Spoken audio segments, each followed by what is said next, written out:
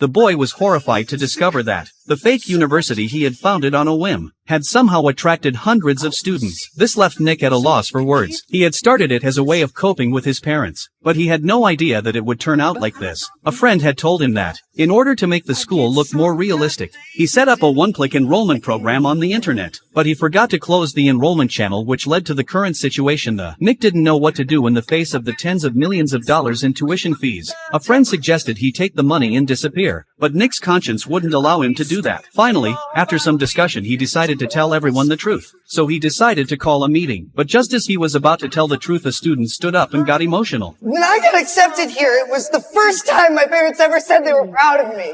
That moved everyone in the room, including Nick. He asked everyone if they felt the same way as the student just now. The meeting, which was supposed to be a farewell, turned into an impassioned speech. He told the students, "Welcome to South Harmon Institute of Technology!" It was a moment that reinforced what he had in mind. As he thought about how he hadn't been accepted to any school at the time, Nick faked an acceptance letter and started a fake college with a friend. Seeing that everyone else was doing the same thing as he was, he decided to keep the school open. But it wasn't as simple as he thought it was going to be, because there weren't any classes or rules at the school. So everyone got really crazy. They were not only tearing down houses indoors, they were even doing motorcycle jumps in the yard. Nick realized that if he didn't do anything about it, there would be a big problem sooner or later. So he went to his friend's college, Harmon University, with all the problems he had, and wanted to learn about how a good school was run. But when he walked into the classrooms, he found that the teachers were not only boring, but even used tape recorders in the old days. And the students were either sleeping or playing video games. And the ones who were serious about learning were only doing it for credit. Nick doesn't want to treat his students like assembly line machines, so he enlisted the ideas of each student, and he let them write their interests on a whiteboard. And the money that Nick collected from the tuition paid for all kinds of specialized equipment.